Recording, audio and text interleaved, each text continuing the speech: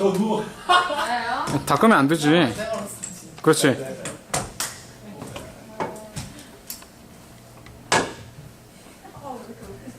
넘길 때 그냥 한번 해. 우리 이렇게 이렇게. 뭐야? 근데 이게 자잘하게 이렇게 넘기는 그러면 아니면 네가 저기 서서 해. 저는 그냥 여기 서서 할게요. 제가 네? 넘겨야 될 것 같아서. 나왔어 없어. 마우스 들고 이렇게 딱딱 이렇게. 마우스? 그럼 되겠다. 이거 따뜻했다. 이 소리 갔다 그건 잘 들었는데 되게 좋았고요. 근데 그 마우스 딱딱거리는 게 힘들거든요. 오빠, 이제 닥쳐. 와, 경도 되게 친절하다.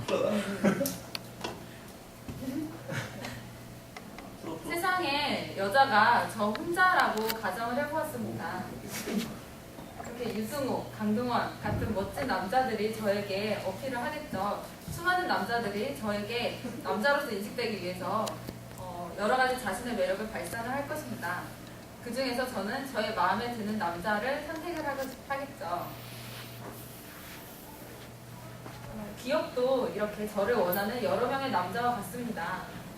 남자들이 저에게 어필을 하는 것처럼 수많은 브랜드들도 소비자에게 선택을 받기 위해서 자신들을 어필을 합니다.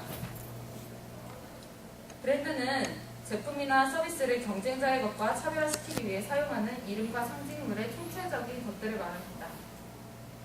네, 저희는 소비자들이 수많은 브랜드들 중에서 하나의 브랜드를 어떻게 인지하고 이 인지된 브랜드에 대해서 어떠한 태도를 형성하며 태도가 구매에 어떻게 영향을 미치는지 브랜드 정보 처리 모델을 여러분께 전해드리려고 합니다.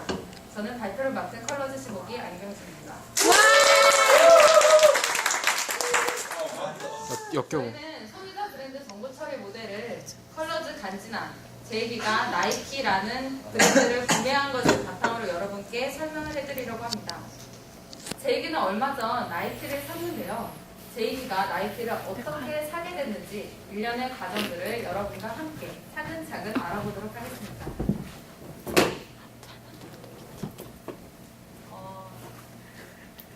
시작이 반이라는 말이 있잖아요. 그 브랜드의 시작은 먼저 소비자에게 인지되는 것입니다. 인지는 소비자가 브랜드를 머릿속에 직접적으로 기억하는 것을 말합니다. 신발하면 이렇게 많은 브랜드들이 있잖아요. 컨버스, 아디다스, 스프리스, 안스, 라코스테 등등. 이렇게 많은 브랜드들이 제이기에게 말을 합니다. 우리를 사줘, 우리를 선택해줘 라고 말을 합니다. 하지만 소비자들은 내용량에 한계가 있죠. 그래서 모든 브랜드들을 처리를 하지 못합니다. 때문에 소비자는 자기가 관심 있는 정보들을 선택적으로 주의를 하는 선택적 주의 과정을 거치게 됩니다. 예를 들어 제이기는 지금 런닝화에 관심이 있습니다. 당연히 제이기는 런닝화 브랜드만 관심을 가지게 되겠죠. 이렇게 소비자가 선택하고 주의한 정보들이 소비자 지각 통로라는 일종의 블랙박스에 들어가서 선별되고 조직되고 재해석이 됩니다.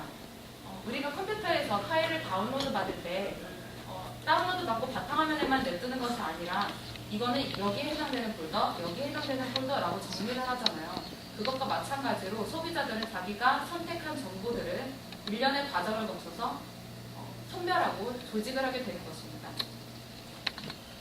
여기까지 소비자가 브랜드를 선택적으로 주의를 하고 주의된 정보가 지각이 되기까지의 과정을 브랜드가 인지되었다라고 말을 할 수 있는데요. 학 회장님께 한번 여쭤보고 싶은데 운동을 하면 어떤 브랜드가 떠오르세요? 한 4개 정도만 말씀해 주세요. 나이키, 네. 아디다스, 푸마, 뉴밸런스. 네. 이렇게 제가 어느 것이 생각이 나세요? 라고 말했을 때, 물어봤을 때 딱 바로 대답하시는 거. 그것이 바로 브랜드 상기분에 해당되는 것입니다. 한 제품을 여러분께 물어봤을 때 딱딱딱딱 생각나는 브랜드들. 이것이 브랜드 상기분이에요. 한 가지 더 여쭤볼게요. 혹시 캠퍼라는 브랜드 아세요? 네. 오겠습니다. 스포노라는 브랜드는 아세요? 네. 이렇게 제가 여쭤봤을 때 안다, 모른다 라고 대답하는 것을 브랜드 제인군, 그러니까 인지 속에 존재하는 군인데요. 여기에서 아까 학 회장님께서 먼저 말씀하신 게 나이키랑 아디다스였죠. 네. 이렇게 소비자들은 한 7개 정도의 브랜드를 동시에 기억을 하는데 7개 중에서 처음에 3개 정도를 최초 상기분이라고 합니다. 당연히 소비자가 구매를 할 때는 최초 상기분에 속하는 브랜드들을 구매를 하게 되겠죠. 그래서 기업들은 브랜드 상기분에 속하는 브랜드들을 브랜드 상기분에 속하기 위해서 많은 노력을 합니다. 지금까지 소비자들이 브랜드를 선택적으로 주의를 하고 인지를 한다라는 과정까지 보셨는데요. 제2기 같은 경우는 아디다스, 나이키, 컨버스 이 3가지 브랜드를 최초 상위군으로 꼽았습니다. 그 중에서 제2기는 나이키에 대해서 가장 큰 호감을 가지고 있습니다.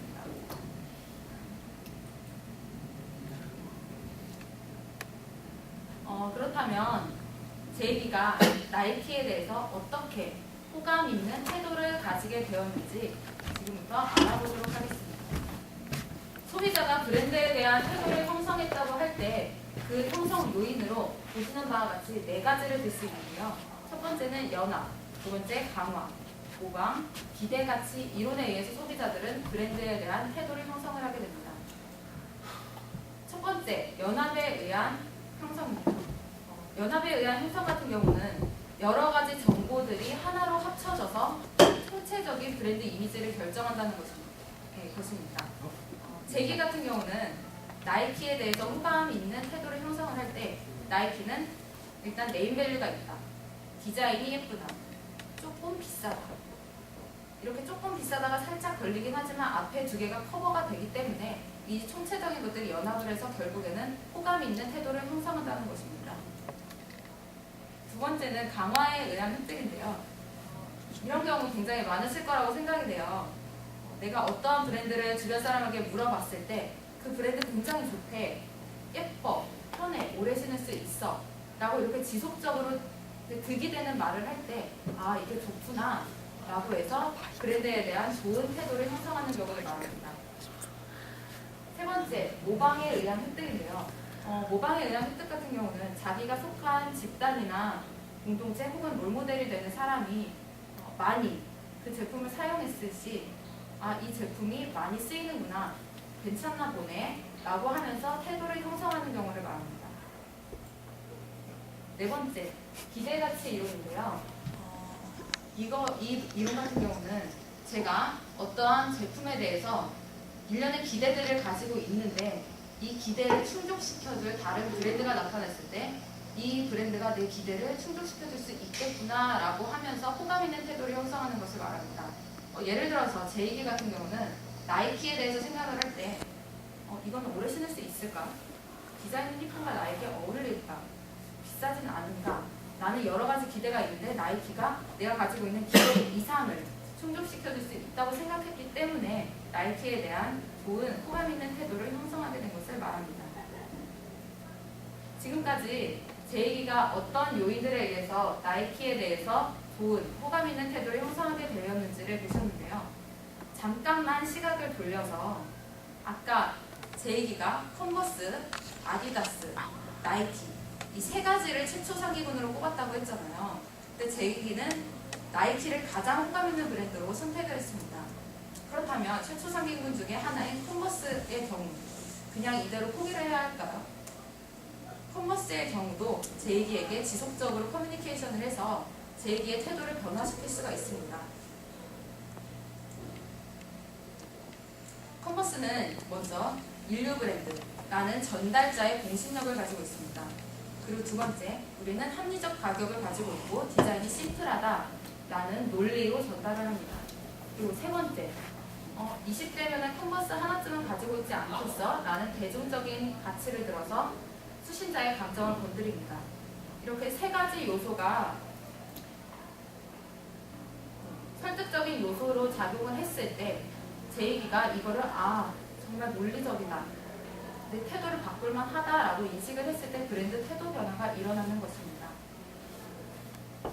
네, 지금까지 제이기가 브랜드를 선택적으로 주의를 했고 지각을 했고 이것이 어떤 요인을 거쳐서 일련의 태도를 형성했다는 것까지 보셨습니다.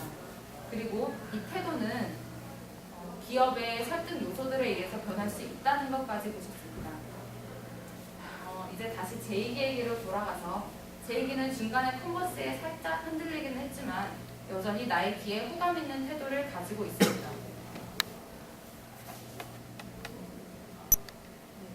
PT 순서가 약간 바뀌었는데요.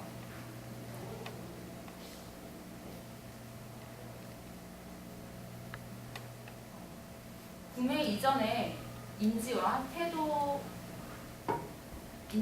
하고 태도가 형성이 된 것은 어떠한 특정한 상황, 즉 여기서는 구매하는 상황이 되겠죠. 구매하는 상황이 다가왔을 때 이 형성된 태도가 구매에 영향을 미치는데요. 예를 들어서 제 얘기는 나이키에 대해서 호감 있는 태도를 형성을 했기 때문에 실제 운동화를 구매해야 되는 상황이 왔을 때 이 운동화를 구매한다는 것을 말합니다. 이렇게 인지된 태도는 구매에 직접적으로 영향을 미칩니다. 학 회장님께 하나 더 여쭤보고 싶은데요. 운동화를 언제 왜 구매하세요? 신발이 다 떨어지면 구매합니다. 네. 이렇게 제품이 필요할 때 구매를 한다는 표면적인 동기도 있는데 소비자들은 보시는 바와 같이 안에 내재적인 동기로도 구매를 하게 됩니다. 제이기 같은 경우는 저에게 역시 신발이 다 떨어져서 운동화를 사러 간다고 말은 했지만 실제적으로 제이기는 어제 팀형하고 같이 농구를 했는데 그 팀형이 나이키 신상을 신고 있는 것을 보고 아 너무 있어 보인다. 나도 하나 사야겠다 라고 하면서 운동화를 구매해야겠다고 결심을 했습니다. 즉 앞서 이 여러 가지 요인들 중에서 우월적인 요소가 작용을 한 것이죠.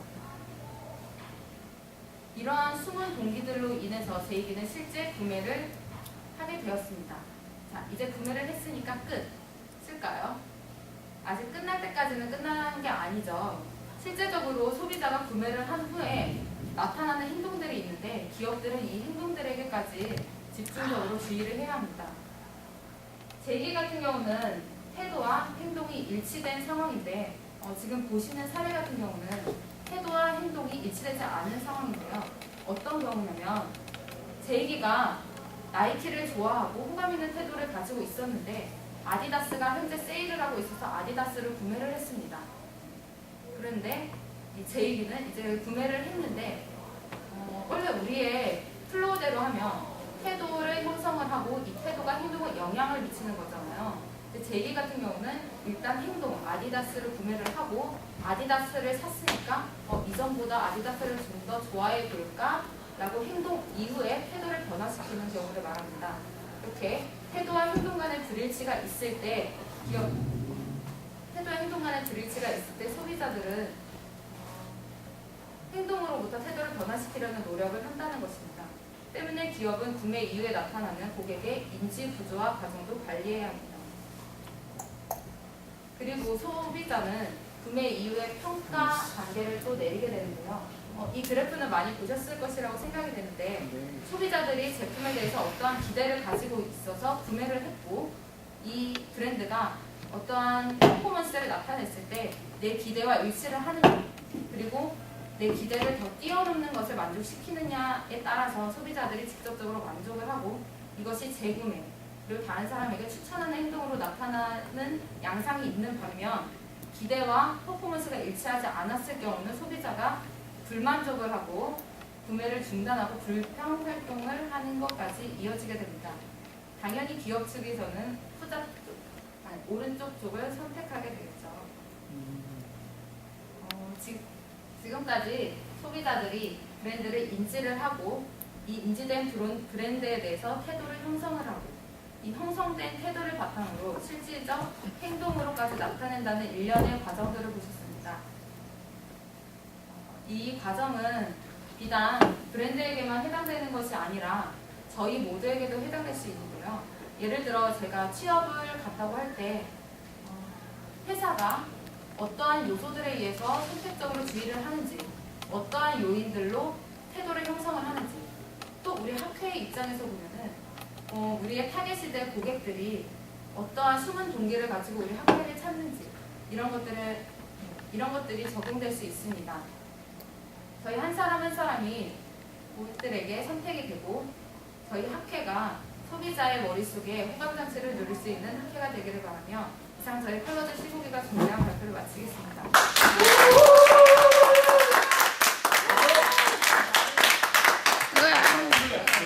끝. 아 너무 씹혔어. 잘한다. 근데 안추는 일부러 그렇게 치는 거야? 아 이게 다시 앞에. 세션이야, 패션. 계속 이거 신경 쓰여갖고. 피드백 해주세요. 신랄한 피드백 해주세요. 처음부터 끝까지 네. 그 어디가 얘기로 스토리텔링 했잖아요. 네. 그 과정 정리 부분에서는 그게 싹 빠지더라고요. 그 네. 부분도 같이 스토리텔링 연구해서 제 얘기가 지금까지 제 얘기가 어떻게 나이키 신발을 구매했는지 봐왔습니다. 그러니까 제 얘기가 그 스토리텔링 마무리되는 그 단계가 있으면 더 이게 완전 이까지 그 얘기를 들었기 때문에 정리도 더 쉽게 되니까 갑자기 스토리텔링 하다가 갑자기 인디테일 행동 이렇게만 말하면 약간 어려움감이 있을 것 같아서 스토리텔링으로 끝난 것도 괜찮을 것 같아요. 그 얘기를 하고 이제 우리 학회나 여러 가지 조직에 도움이 될 수 있습니다 라고 말하면 좋을 것 같습니다. 많이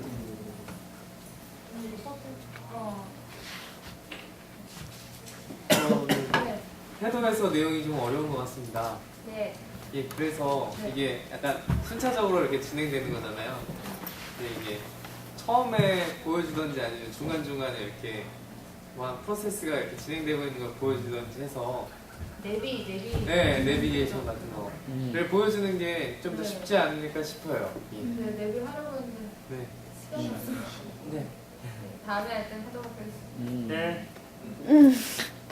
제가 지금 그런지 모르겠는데 파트몰에서 브랜드 네. 통에 들어갈 때 네. 뭐 처음에 잠깐 그럴 수 있어요.